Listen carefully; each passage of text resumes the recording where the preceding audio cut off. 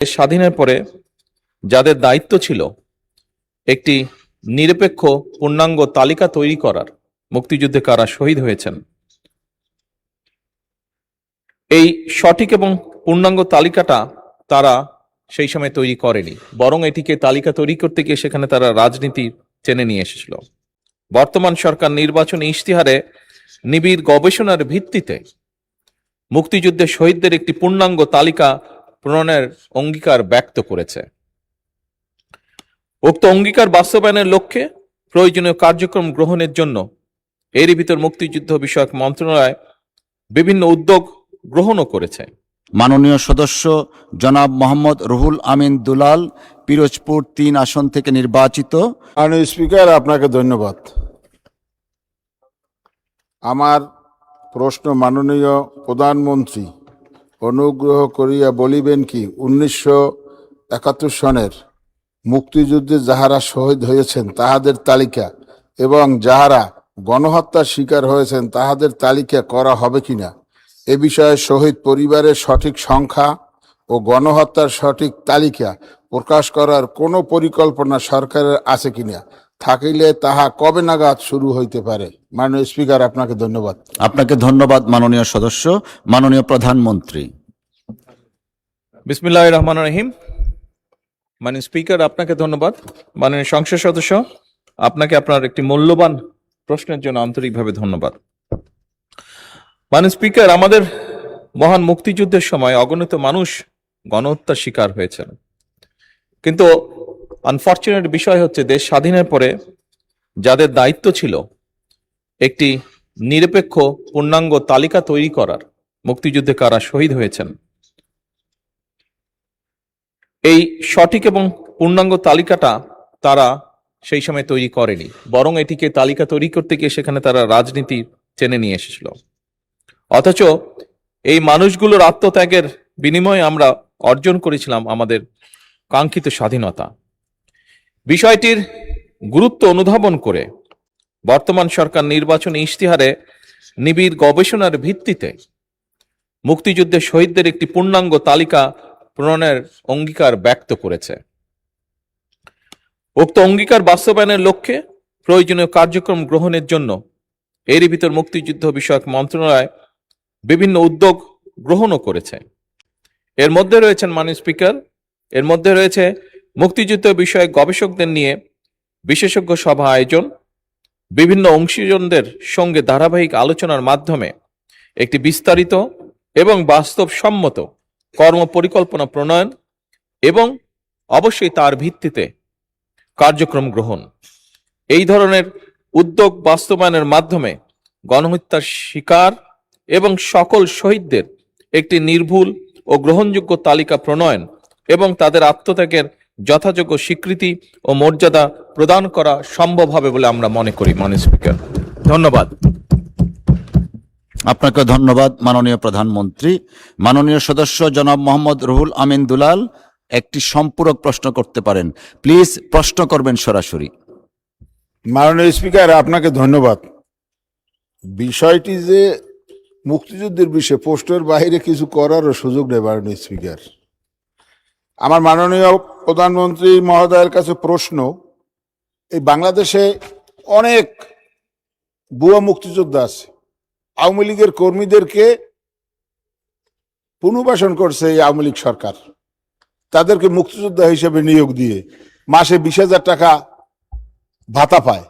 আমার মাননীয় প্রধানমন্ত্রী মহোদয়ের কাছে প্রশ্ন, এই ভুয়া মুক্তিযোদ্ধাদেরকে যাচাই বাছাই কমিটি করে ছাঁটাই করা হবে কিনা, এবং এই ভুয়া মুক্তিযোদ্ধাদের যদি যাচাই বাছাই করার জন্য ছাঁটাই কমিটি করা হয় তাইলে সেখানে যেন মাননীয় সংসদ সদস্যদেরকে অন্তর্ভুক্ত করা হয় উপদেষ্টা হিসাবে। মাননীয় স্পিকার, আপনাকে ধন্যবাদ। ধন্যবাদ মাননীয় সদস্য। মাননীয় প্রধানমন্ত্রী। মাননীয় স্পিকার, আমার মনে হয় আপনার মাধ্যমে আমি মাননীয় সংসদ সদস্যকে বলতে চাই, খুব সম্ভবত আপনি যা বললেন এটা বোধহয় প্রবাবলি একটা স্টেটমেন্ট হয়েছে, ঠিক প্রশ্ন মনে হয়নি। তারপরেও আমি বলতে চাই, আমি মনে হয় আপনি মূল যে প্রশ্নটি করেছিলেন সেখানে প্রথমেই আমি বলেছি দেশ স্বাধীনের পরে যাদের দায়িত্ব ছিল সঠিক শহীদদের মুক্তিযোদ্ধাদের লিস্টটি প্রণয়ন করা, তারা সেটিকে রাজনৈতিকভাবে উপস্থাপন করেছে, তারা নিরপেক্ষভাবে সঠিকভাবে তারা করেনি।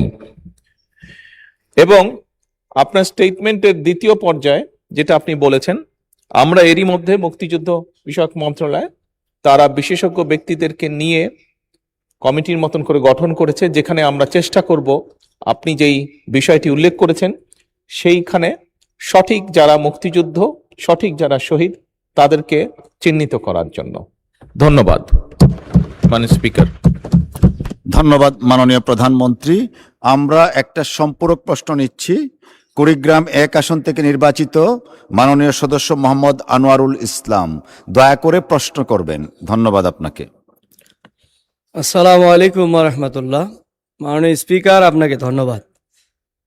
আমার মাননীয় প্রধানমন্ত্রীর কাছে প্রশ্ন যে আমরা এই বিষয়টা দেখছি যে বিভিন্ন সময়ে বিভিন্ন সরকার যখন পরিবর্তন হয় দেখা যায় যে তারা তাদের দলীয় কিছু লোকজনকেও এই মুক্তিযোদ্ধা তালিকাভুক্ত করে, আবার পরবর্তী আরেক সরকার এসে কিছু ছাঁটাই বাছাইও করে। আসলে সত্যিকার অর্থেই যারা প্রকৃতপক্ষে তাদেরটা কেন হচ্ছে না? আজকে আমরা এই 55 বছর পর আমরা সেটা জানতে পারছে না, জাতি জানতে পারছে না।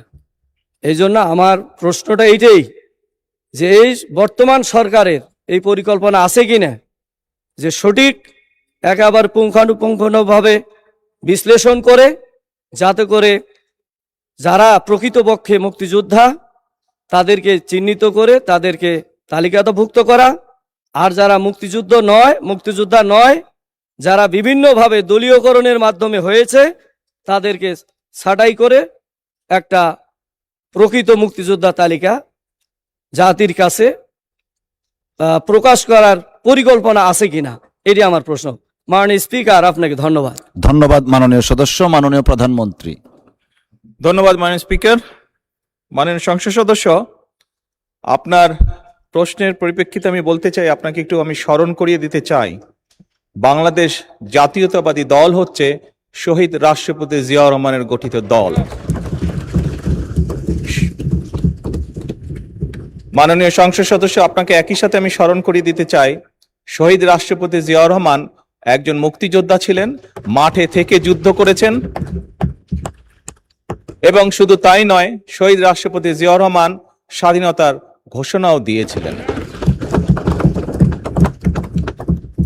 বর্তমানে দেশ পরিচালনার দায়িত্বে বাংলাদেশ জাতীয়তাবাদী দল রয়েছে এবং একটু আগেই বললাম এই দল বীর মুক্তিযোদ্ধা, স্বাধীনতার ঘোষক শহীদ রাষ্ট্রপতি জিয়াউর রহমানের দ্বারা গঠিত এই দল। খুব স্বাভাবিকভাবেই বাংলাদেশ জাতীয়তাবাদী দল বিশ্বাস করে মনে প্রাণে যে মুক্তিযোদ্ধা এবং মুক্তিযুদ্ধের প্রতি তাদের দায়িত্ব, পবিত্র একটি দায়িত্ব রয়েছে। এবং সে কারণেই আমি একটু আগেই আমার মূল প্রশ্নে এবং একই সাথে সম্পূরক প্রশ্নে আমি বলেছিলাম যে যাদের দায়িত্ব ছিল দেশ স্বাধীনের পরে একটি সঠিক নিরপেক্ষ তালিকা তৈরি করা মুক্তিযোদ্ধাদের, তারা সেটি করেনি। পরবর্তীতেও বিভিন্ন সময়ে এই লিস্ট তৈরিতে বিভিন্ন রকম সমস্যা তৈরি হয়েছে।